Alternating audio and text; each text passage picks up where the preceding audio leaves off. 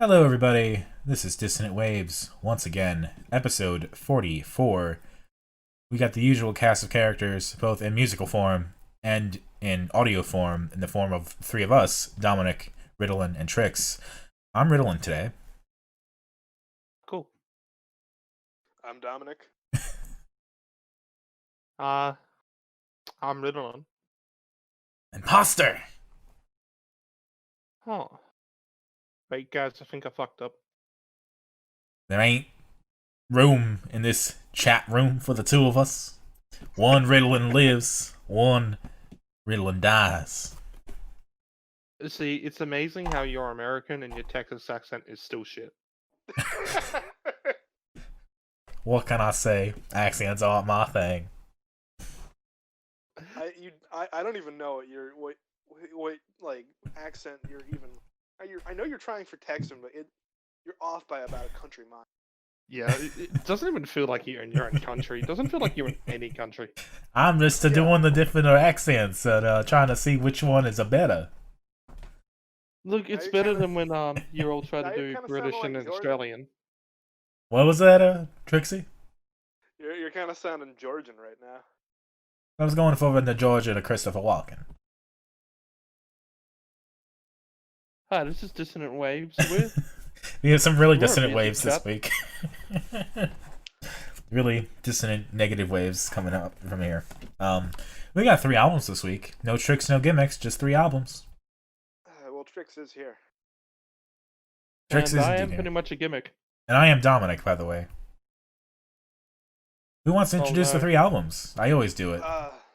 I'll go for it. We have Liqs Revenge by Liquids. We have Slugger by Petite League, and Mr. Experience by Mr. Pure Sexual Energy himself, Donny Benét. Yes. See, no, I don't want us to actually spoil rankings here. We don't do rankings until we spoil it later. But I wonder if Petite League does get a bit of advantage in the rankings. I guess probably more for you two than for me, because I haven't been so big on them in you two.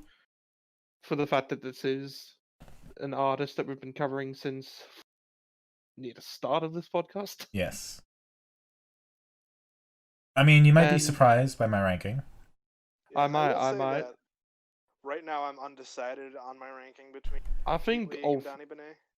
I think we all are pretty undecided, but I kind of have a decision. I'm very decided. I know exactly what my 1, 2, 3 is right now. Ah, fair enough then. I reckon we'll get straight into spoiling it by putting in what's probably going to be our number 3, Trix. I guess we're going with Liquids, Liqs Revenge. Liquid shit's more like. No, I'm kidding. Oh, oof. Well, I mean, they have a song called Terminal Diarrhea, and that's how I found the band. Dominic, we can't all afford this shit, okay? Some of us don't have plumbing. That's true. That's when you get a colostomy bag and you have fun. Colostomy bags are not fun. I know, I had an uncle When who had one. when I first listened to this album, I thought it was going to be number 1 in the week, and Really? now I think it's going to be number 3. Yeah. It just all the fun of it that I had. Like, granted, I wasn't able to do the greatest of listens this week, but I still did manage to squeeze in a couple recently, and it just didn't hit the same when I did. So I don't know what I was feeling when I first listened to it, but apparently it was just a lot better. And now I listened to it, and it's all right. It's some good moments, but it's not really an album. It's kind of just 20. It feels like 20 offcuts. But from what I read, it's like a compilation album of some of the stuff they just had out. So yes, Yeah, actually, like, that would be it like, then. That would be why it sounds like a series of offcuts, because it is a series of offcuts. You can tell, like. Go ahead. So you could tell that they're from different recording sessions. Some of them just sound really shitty, and some of them have this really eerie buzz at the beginning. Like something's like warming up, like a brrr. That's guitar 60 cycle hum. What it is when you have like a single coil pickup, it's gonna hum, and it hums at 60 cycles a minute because that's what like the wall power is in America. Mhm. And so the guitarist is playing a Strat, and he's just on the bridge pickup. So that's just hearing like bug zapper bridge pickup, a single coil guitar pickup. That's all that is. I mean, there's the fuzz, and then there's like the really large fuzz that goes on. But before that starts, there's also like a brrrr. That's what I'm talking. Okay, I want to make sure that was cleared up because that was like the creepiest shit to me. That was like the one standout of this album. How creepy I found that. It's completely normal. It's just like guitar hum. It was very unsettling. I enjoyed that part of it. Halloween album. Yes. But trying to do research on this band, there's not much to research, unfortunately. Yeah, that was one of my challenges to you, find more information. I found potential names of other members because we know Matt Williams is the one person who's been in a bunch of bands, and I guess this is his latest or was one of his latest. Who knows? Yeah, Northwest Indiana punk. And then there was also potentially someone called Matthew Wydreski. And then on Discogs also had a name Mikey with in parentheses 50 next to it. So Mikey 50. And the Vice article that I read had a quote that was great. That says, "Mysterious guy hardcore? Try mysterious guy Northwest Indiana snotty punk." Yeah, I think I read that article too. Yeah. Because I guess that's the whole mystique, is that you know nothing about these people. They just come out of nowhere. It's just like some noisy, ragey punk music. Well, I guess this also comes from the little amount that I actually heard of this album, or the kind of listening pattern that I had. But I also find that a lot of this album is very like come and go. Remember like the Cave Boy album where you couldn't even remember a single thing from it? Yeah. Yeah. It's not that bad, but because obviously you two have managed to talk about specific parts that you enjoy, so that means it can't be that bad. But I can't remember like half of this. I mean, I don't really remember. Talking on the Phone is one of the best songs off the album, if you ask me. I remember more the production quality, because I think this is one of the most shittily recorded albums we've ever listened to. Yep. No. What was your analogy, Trix? It was, I said it's like hardcore punk recorded in a McDonald's bathroom, Fisher Price tape recorder, and a trash can. And some of that really, really is that, and some of it's a little bit better, but some of them are just super lo-fi. And that kind of adds to like the whole charm of the album. Yeah. Well, a lot of the like instrumentation, and just because of how noisy the production is, it kind of reminds me of old Lightning Bolt songs where I'm pretty sure their Zone tape was literally like just recorded in with really cheap setup and stuff, so it sounds like it's just playing in a garage. Like, I wonder, would you get better sound if you just put your laptop on Audacity and just recorded the room with that? I think that is a fantastic question. I think they had to like try to get it to sound that bad. Because like if you record music with just like your phone mic now, it sounds pretty good. Yeah. Like Tom Morello released a single that was just I think his kid holding up his phone to the speaker.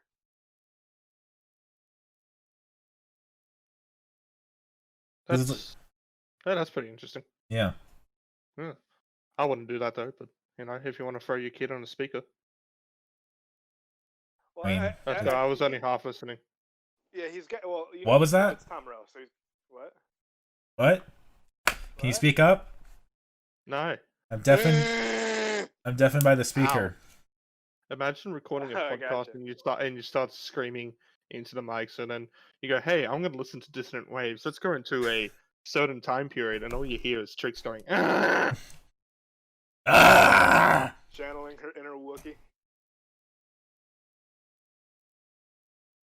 Anyway, that's what the Liquids album apparently sounds like. You can't understand shit what the singer is singing at all, which is part of the charm, but also just you can't. Did you listen to that live recording? You can't tell either. Really? That's amazing. Yeah. I guess yeah, that's part of the aesthetic. That's part of the charm. It's like it's literally like you went to a Goodwill and you found a cassette tape or an 8-track even. Knew nothing about it. It's unlabeled, and you put it into your player, and this is like the equivalent of that. Yeah. Like this Look, popped up after I listened to Petite League Joyrider. Just one of these songs popped up, and I'm like, oh shit, I like this album. I think the main reason why I think this is going to be number 3 for me this week is because, well, all these albums more feel like a compilation of songs rather than they do albums. I mean, I think Petite League's probably the closest to actually being an album, but still Really? doesn't cry it. And when it comes to the quality of the songs, these ones aren't bad, but I found myself just preferring the songs on the other albums. I'm more likely to go back to them. I mean, obviously, I praised a couple of the Donny Benét singles, so obviously I was always going to go back to them. I I don't know too much about everyone that I go back to the Petite League ones, but I know I'm more likely to go back to them than I am to the Liquids. So it's not that this is bad, it's just that it's just going to be forgettable. There's going to be a certain point where we do rankings and we're going to have we're going to have so many albums that we can't do them all. So Right. certain albums are going to just be completely forgotten, and I feel like this is just going to be one of them. Yeah, we'll have to figure out what our rankings are how we're gonna do that. I think we'll just maybe do sections or like the bottom parts and the top parts, and maybe something in the middle, just to have a, you know. Well, how do you, if you do a middle, then you have to kind of rank all of them because then you have to know what's in the middle. Well, we can find like our most average album. Yeah, and like think what's around there, or we could do something like, okay, what is better or worse than Sleepify, or what is better and worse than The Caretaker? I still can't believe you thought Sleepify was better than Seismic. 5 minutes of Seismic was silence. 5 minutes of silence is better than some albums. I don't disagree with you, but I disagree that Seismic's album was one of those. Seismic's album is actually like. There's stuff I'll go back to. I do want to revamp my rankings because I think I made some mistakes along the way, but like So we've all made mistakes. Dune Rats continues to climb the ladder for whatever reason. Actual fuck. You're like the only one who keeps rising with Dune Rats. It's pretty funny. I don't even hate the album, but it hasn't moved in my rankings. Because it's like, okay, some weeks it's like, okay, yeah, this is totally better than this other album, and then I'm going back to that part next week, and I'm like, why did I think Sonic Adventure 2 soundtrack was better than fucking Alley X or something like that? I know, I'd stand by that. I mean, probably, yeah, but that's just an example of just like, what was I thinking about? I don't remember. But back to Liquids for a second. I do think there is a highlight to the album overall. I think that's around the halfway point where we got like A Mini Trick and Gut Rock. Gut Rock being the most like developed song, I want to say. Certainly the longest. Yeah, it's kind of got like the Kids of the Black Hole kind of vibe. And like the Adolescence is probably our closest comparison. Though that album is, I think, better by far. Because like with a couple like exceptions, I think this is like if the Adolescents just had an album of their like 1.5 minute songs, and it's not even that good because a lot of the songs on the Adolescents were still catchy even though they were very short. Like Word Attack, Rip It Up, they're good. Yeah. So there are some good songs on here if you like spend some time with the album. Like I come back to like Heart of the City, Burnt Down Completely, Dead Necks, Purple, Sol Gone, and Talking on the Phone.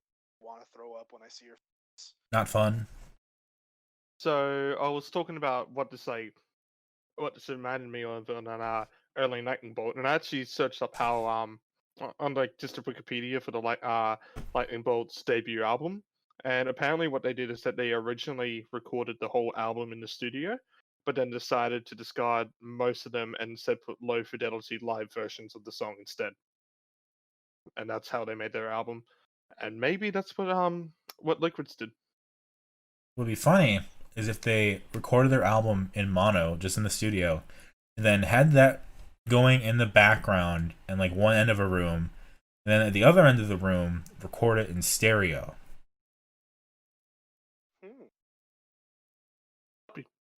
be interesting. You just, Yeah, going for some like Yes kind of like production. but it's like With a super sick lo-fi because you're guitar going through stuff. layers of recordings,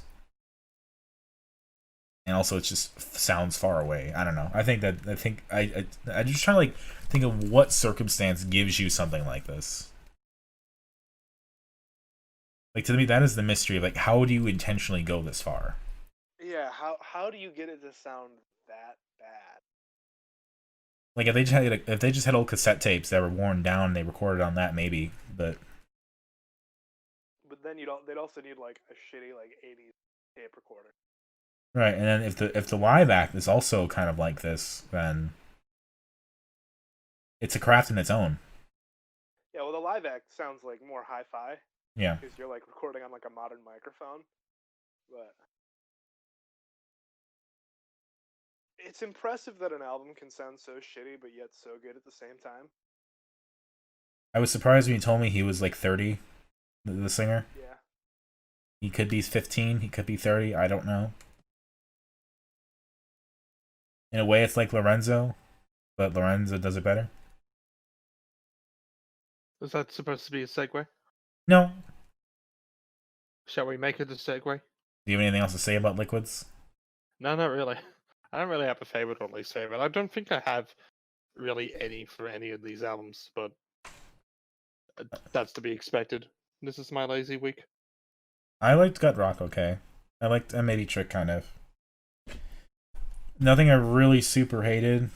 Maybe just like, I don't know, when Life is a Pain Idiot got super lo-fi to the point where it was like noticeably worse than everything else. Maybe that was kind of my least favorite, but I do appreciate the art of like making it sound super shitty. My favorite's Talking on the Phone. Probably the best song off the album.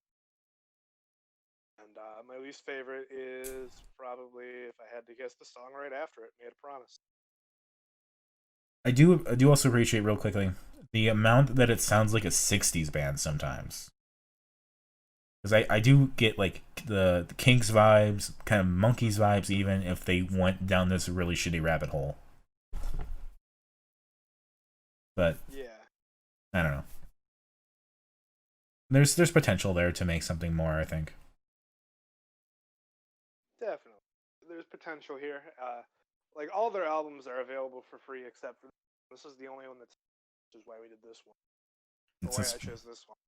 It's streaming. You can get it physically, but you can't buy it off Bandcamp unless you want to pay $1,000. But you can get it off Bandcamp if you buy it physically because it comes with a band. That's true. So buy physical, I guess, is the lesson there. Yeah. My CD $12 collection record's agrees. pretty good. So let's get into Petite League then, unless anything else to say.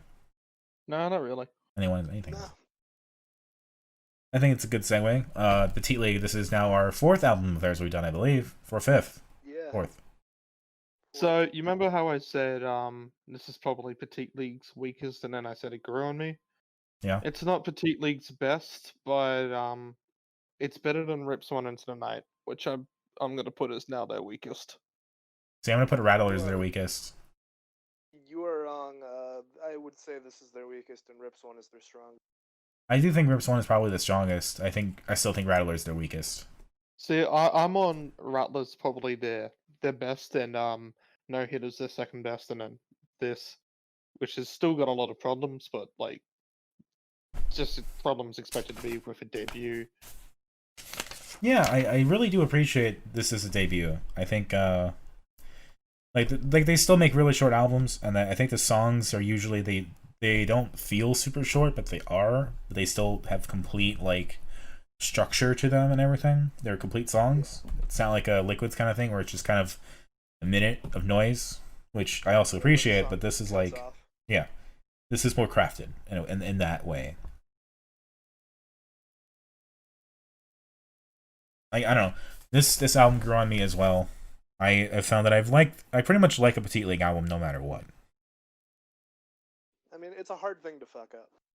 Yeah, but it's very specific. Yeah. I mean, you're into short, lo-fi, garage, rock / pop. And I'm not even talking about the band at that point. That's just Lorenzo. Yeah. how you made we made those comments a long time ago about which band members I would have sex with. Yeah, we had Dominic, the whole sexual assault episode. yeah, Dominic, have you tried to slide into Lorenzo's DMs yet? I have indeed chatted him up on Instagram, not to that degree, but you know, Just what are you wearing? Aw, how was your day? if he was if he was of compatible sexual orientation and available, that would be one discussion. But I do not believe he is. Well, not with that attitude. I am very respectful of what people choose to share and their private space, and I can fawn from afar. Lorenzo is a very adorable man. I better not go into your DMs and just see that you've written to him. So when's the OnlyFans starting up? Although you would be supporting your favorite artists. This is true. Maybe that'll convince me to finally follow people on OnlyFans. I'm reminded of when I posted a photo from the screenshot from the one of the music videos for Petite League, and it's just him taking a massive bite of a burger, and I just went mood AF, and you're just like, why is he so cute?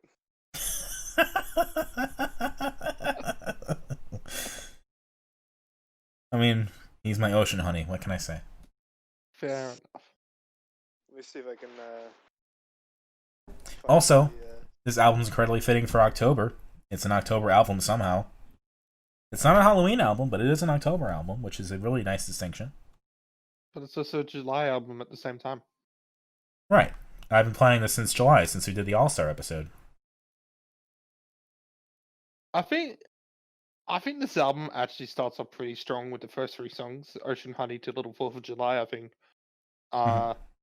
Is a great opening stretch. However, it kind of falls as the album goes on. Leaf Server kind of picks up again, but then Dibs Hawaii is kind of this outro that goes on for too long.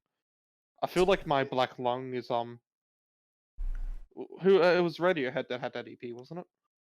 Oh no, it's My Iron Lung. Yeah. That's a different one. The first 5 songs are solid, and then it drops off for me, and then picks right back up with Halloween in Hollywood. See, I like the album overall. Just I only have 4 songs I would place in a lower category. My Black Lungs is okay, not the best. And then Leaf Surfer and Dibs Hawaii are kind of next there, and then Two Flags is the worst one.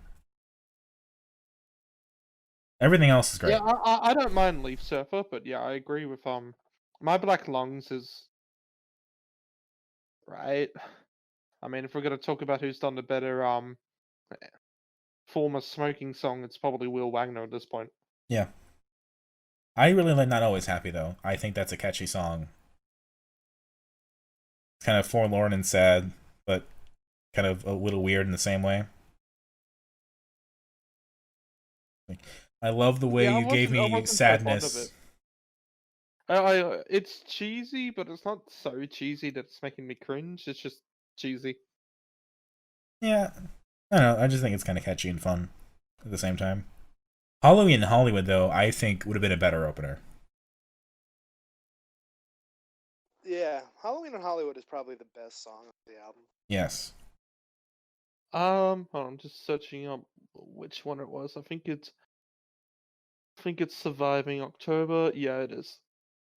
Yeah, I think Surviving October's my favorite with the You're the Worst and Best I've Ever Had. You're the best and worst I ever had. I think that was one of the, and the opening line of the I don't want to taste your summer come. It was one that was It was Snow Cone. Oh, was it? No, it wasn't. It was Snow Cone. No, it wasn't. Fuck off. It's Snow Cone. It is Summer Come. Snow Cone. It is Summer Come. On Bandcamp, it literally says, on his Bandcamp, it literally says, I don't want to taste your summer cum. Shit, is it? Fuck, I swear it was Snow Cone. It's summer cum. It's definitely Summer Come. God damn it. I just kind of aced that moment. Yeah, Lorenzo is a caring lover. Apparently not. He wants to taste her summer cum, I thought. Doesn't want to. Oh. I don't want. Yeah, I don't want to taste you. Oh. I forgot about that part. I was just focused on, I can't believe I was actually right in hearing that.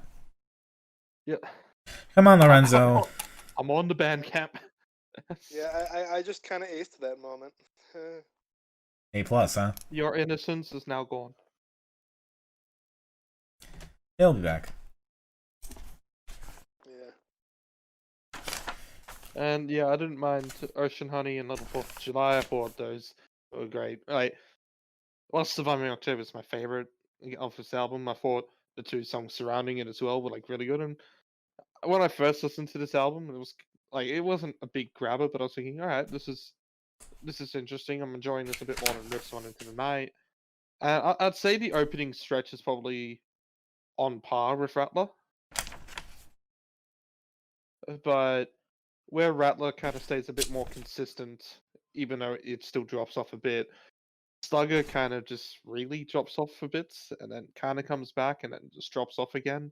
It's not a bad album. I think its low points aren't terrible. Like there's no point in it at which I think uh this is cringe, this is uninspired, or Right, it's worth just noting that plain old boring. like this I mean, it's a isn't 26 Lorenzo's minute album. right. So. This isn't Lorenzo's first album, really. He's had other bands and projects.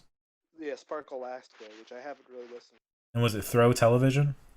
Yeah, I think that was like his very, very first. Like this is the first one to get beyond like the Tumblr sphere, but I think it's good that he laid that groundwork very early on to kind of get some of that out of his system. Yeah, no more Scene Lorenzo, please. Scene Lorenzo was great. I did find the screenshot. I posted it in the Discord. Just because you wanted Scene Lorenzo to come to your high school doesn't mean he would. I don't want Scene Lorenzo to come to my house. He was like 15 then. Fuck off.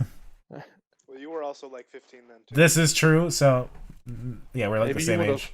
Maybe I would have. No, instead you get Mitchell. All right, you'll be happy with him. That's a whole different sack of eggs. You already have one vocalist in your high school. You don't need another. A different sack of eggs. That's the first time I've heard that one. You already have one vocalist, Dominic. You don't need another. Well, I don't even know who you live near. So you have Hockey Dad, I guess. We got none. This is a very un-music suburb.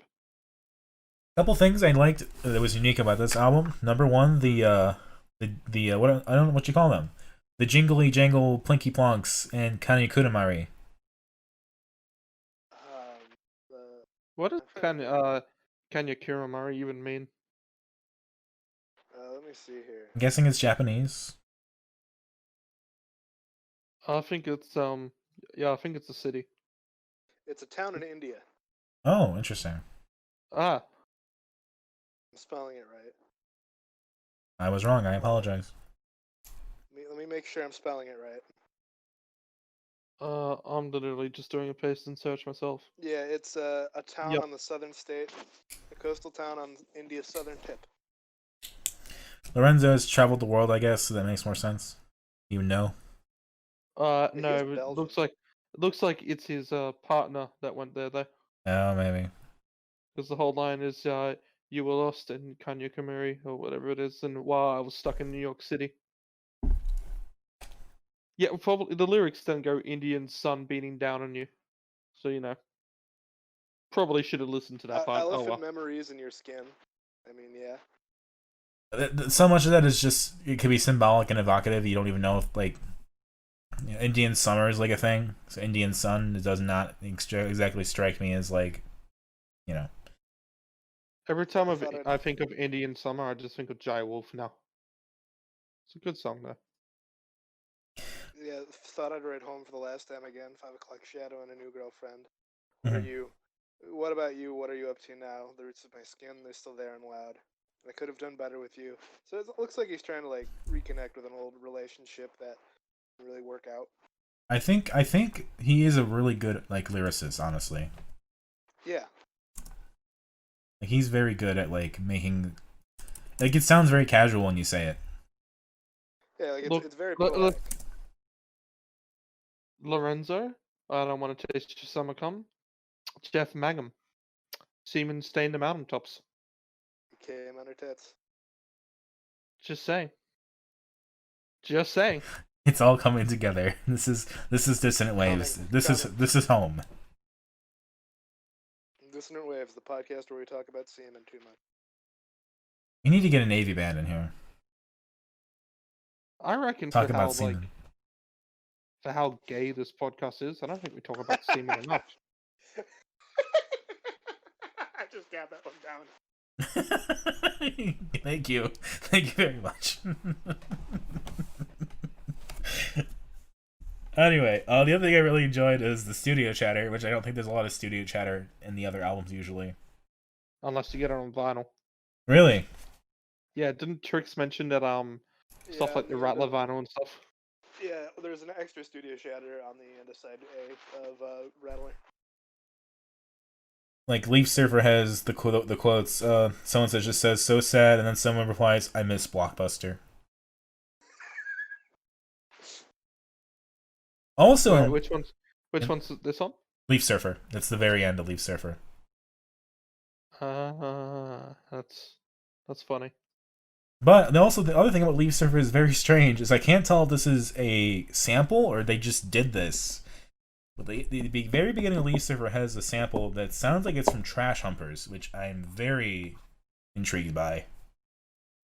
The fake it, don't make it. One thing I will also want to mention as well is that it feels like the original kind of way for a Slugger and No Hitter to come out, especially since they're both terms and different kind of well, like if you're a Slugger in a baseball game, you're hitting it a lot, and obviously No Hitter is a no hitter. Mm-hmm. That these albums are supposed to kind of coincide with each other, especially with the short period that these two were released in. Right, and then you get Rips One to the Night, which is another explanation of that. Yeah. Well, Rips One into the Night doesn't feel like it was made for a part of these. Feels like it was made because these ones worked out, so that's the sound that they wanted to go with. Fair. And I find it weird that No Hitter is kind of the heavier album, because I feel like something that's called No Hitter would probably be a lot less heavy than an album called Slugger.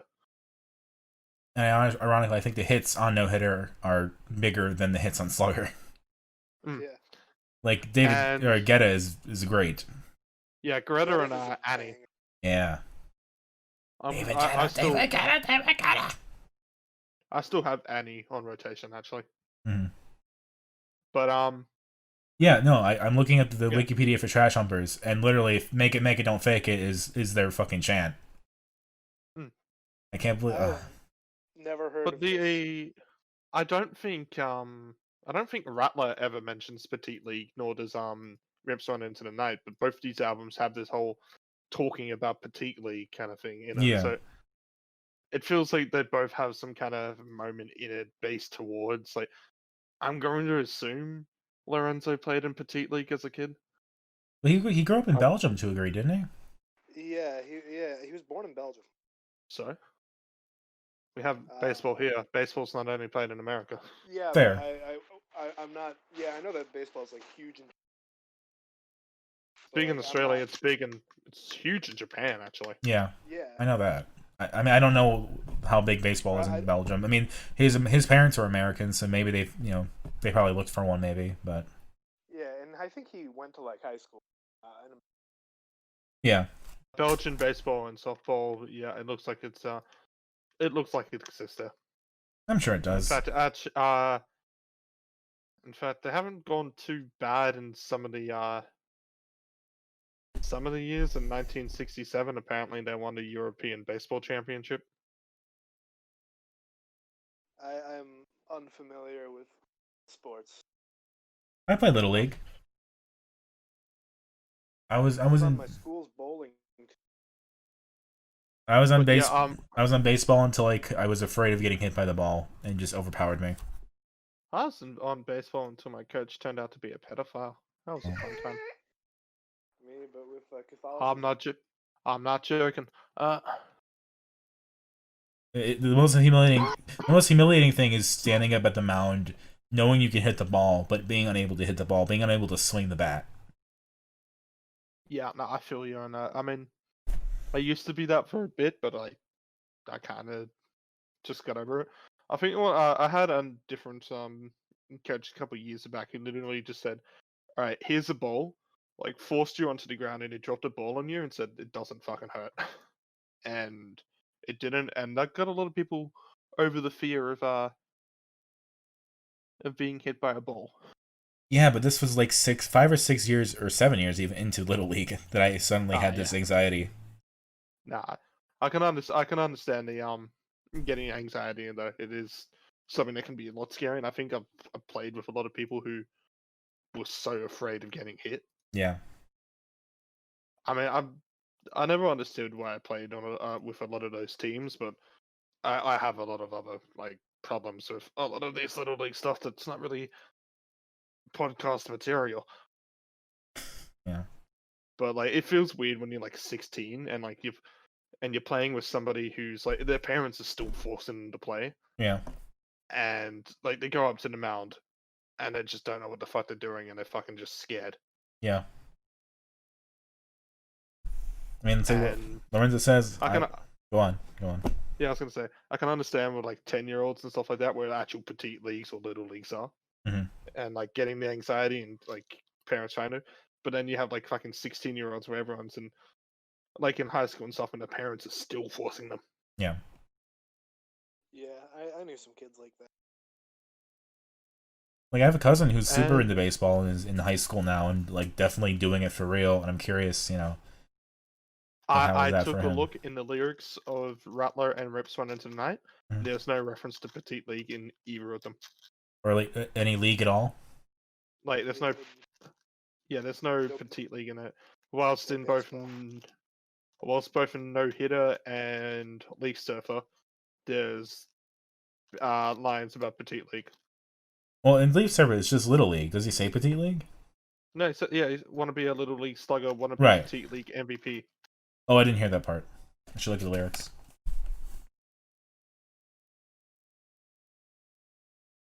Leaf Surfer ends up being the song we talk about a lot, but it's one of my least favorite also, which is kind of strange. Yeah. I think it's I think it's also because it reminds me a bit of some of the stuff that I like of No Hitter, and because I like the title track to No Hitter, which they are kind of the same song, but No Hitter does it better. Mm-hmm. I think No Hitter is more directly like self-referential, or this is kind of like hinting at it. Because like Tricks, you thought it was kind of cringy when he references Petite League directly. Kind of. It's like it's one of those things where it's like you don't really ever hear that kind of thing kind of like done well. If you ask me, like if like referencing the band name and song.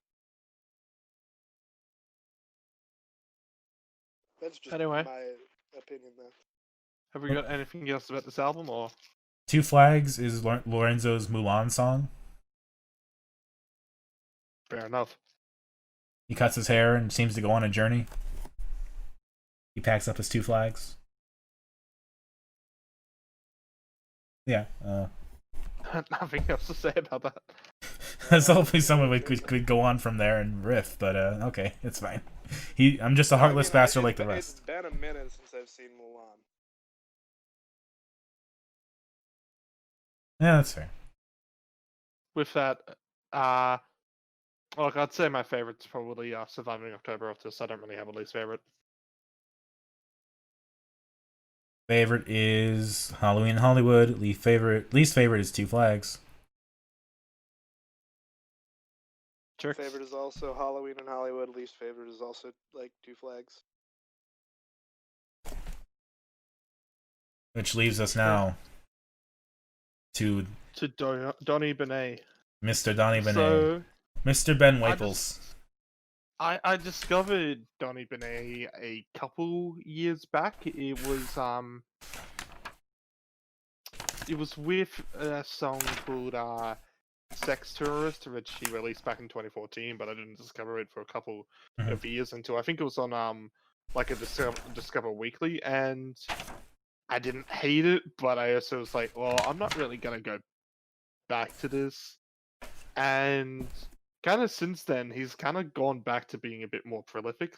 Mhm. Like back when I first heard it, he had 3 albums out, and it was like 2017 or something like that.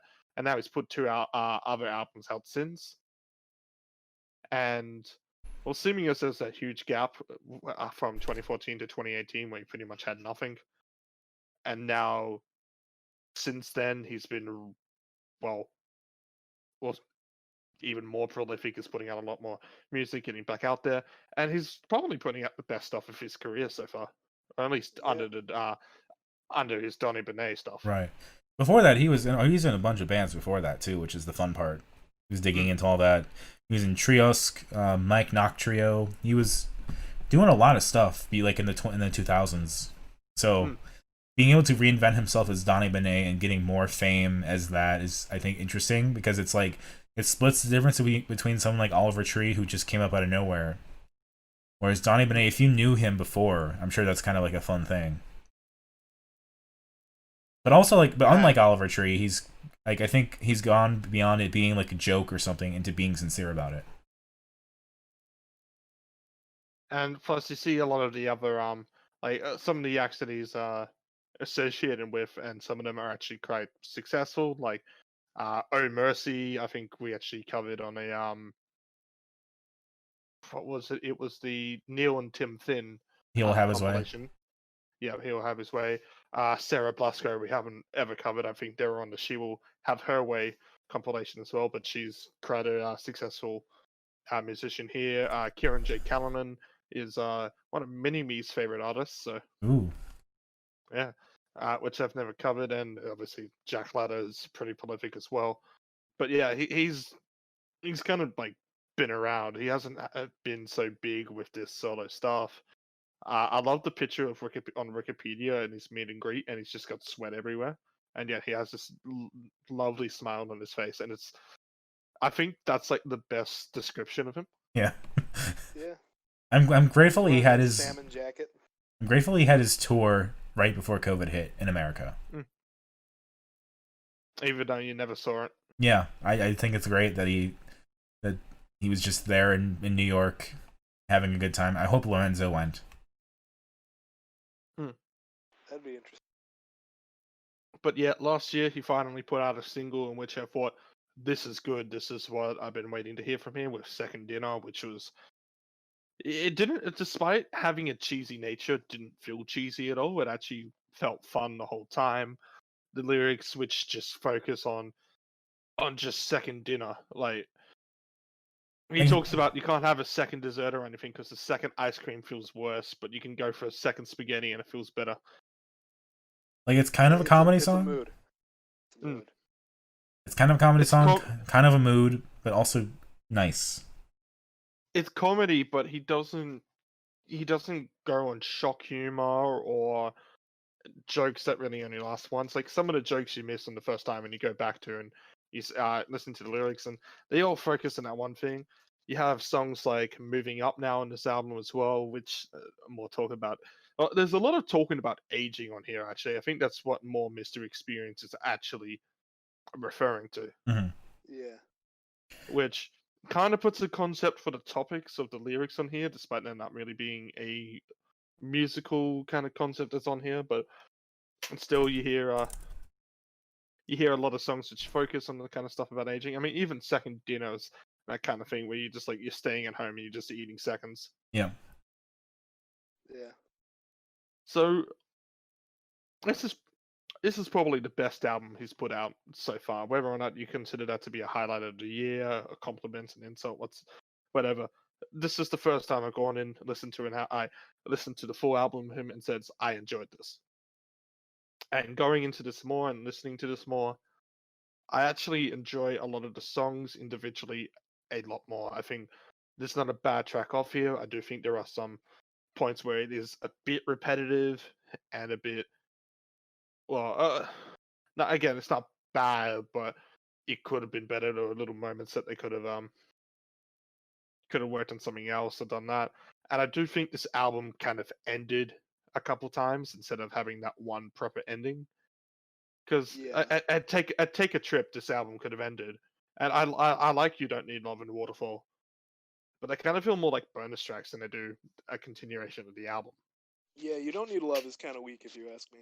The thing You Don't Need Love was wrong with that to me is it sounds very simple and very small compared to everything else, which is really evocative, really synth heavy, really explores different tones and notes. You Don't Need Love is very repetitive and like not sonically grand. It is very small. And then Waterfall was probably it's a better ending than Take a Trip. Again, it kind of ended at Take a Trip, but we have Waterfall anyway, which maybe if they rearranged the orderings would be better, because I like Waterfall as a song. Yeah. Yeah, it was a great song to like drive along the back roads at night on. One of the interviews I read. Sorry. One of the interviews I was reading throughout the week, because he like some of the interviews with Donny are some of my favorite interviews I've read for this podcast, and one of them just mentioned that he made Waterfall in like an hour.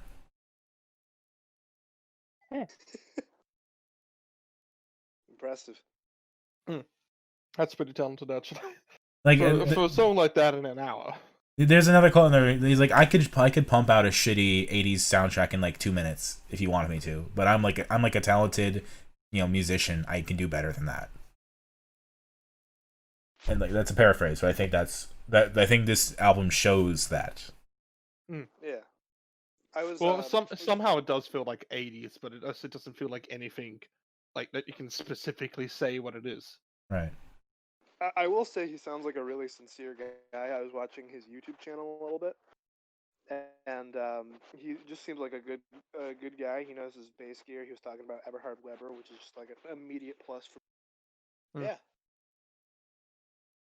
I think without a doubt, though, the first half of this album is a lot stronger than the second half.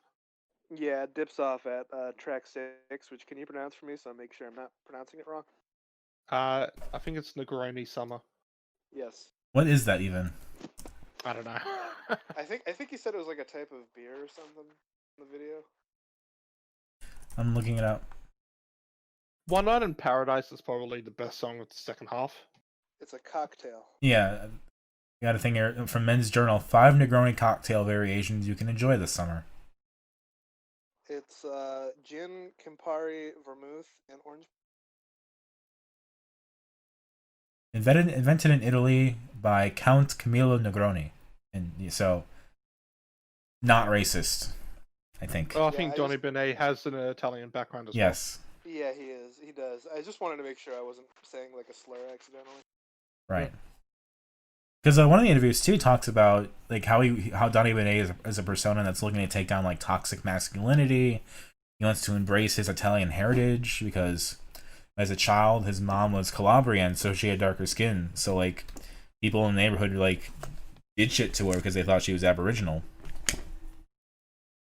Yeah, that sounds unfortunately like us. So it was a very interesting reading some of that about him because he like it seems like he has a really solid grounding reason to do this and like embracing the love and kind of the what you think is like machismo and manly man shit, but then like twisting it so it's not toxic.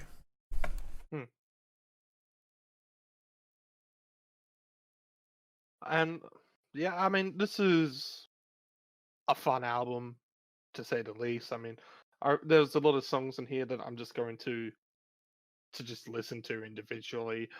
Moving Up and Reach Out have both been on my playlist quite heavily this year. I'm not sure which one I prefer more. They're both fun in their own ways. I think I prefer Reach Out just because the chorus is so good. Moving Up is definitely one of those. It's so just fun. Yes. Like, there's nothing grand about the song, but it's one of those songs that I don't think you can ever really be angry listening to. This album, my journey with this album was you shared Second Dinner with us months ago, and I love Second Dinner. But then I was like, okay, an album of this can't be good. I cannot believe this was like a whole album is going to be good. started listening to it, was enjoying it, and then I was like, okay, I'm probably gonna get tired of this really quickly. Like I enjoy it the first round, and then I come back to it, and it's not great. That also didn't happen.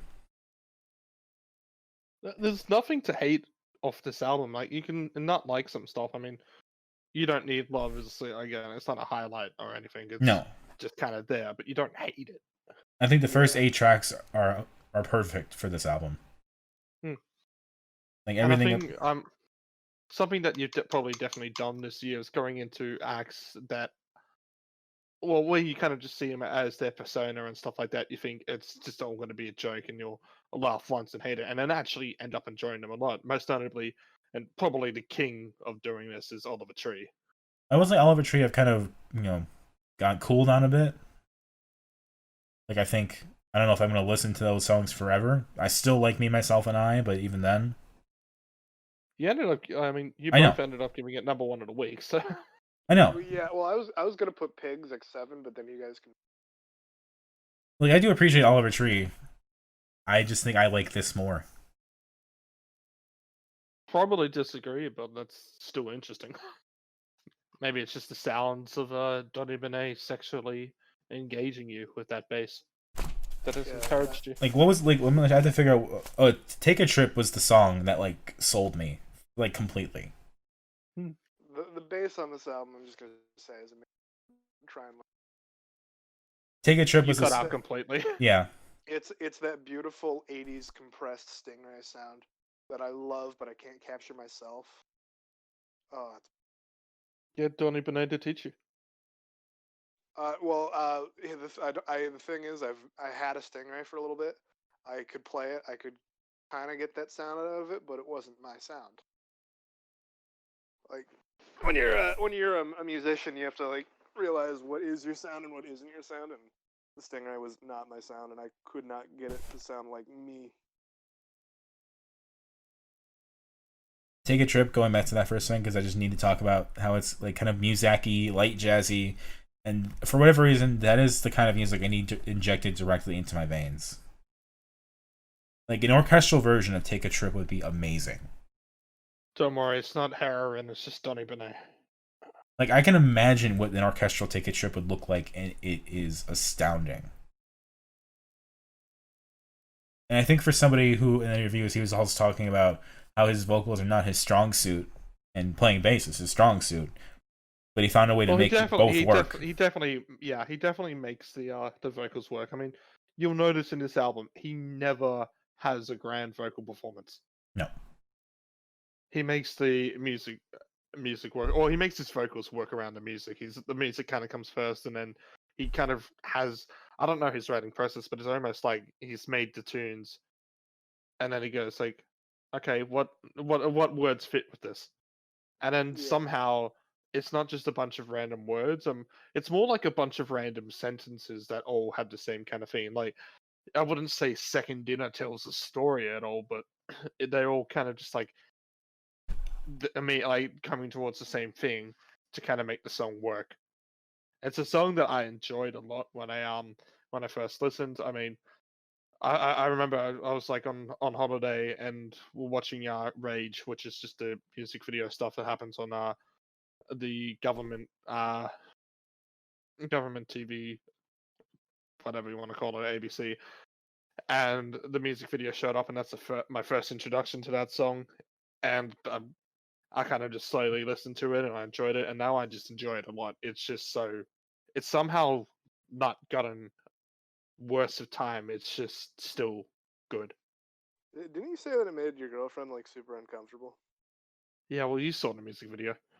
Yeah, the fucking He's around the embracing. fridge. He's embracing his Yeah, creepy. around the fridge. He's embracing the creepiness that is like lurking in Donny Benét as well. Yeah. Well, the way that he just creeps around the fridge and then he literally like stretches around the fridge Yeah. is fucking great. The other music videos are also interesting. I didn't I watch any haven't of actually seen it. Yeah, I haven't actually seen them. Girl of My Dreams has one, and she's a vampire. Kind of like fucking Maniac, was it? No, what was it? Yeah, there was some song where it's like you just wouldn't expect it, but like just the music video was just or some shit, and it was like a one hit. Yeah. And then Mr. Experience is just like a nice, like, less than 2 minute thing where he's just cruising around with the vinyl in his car.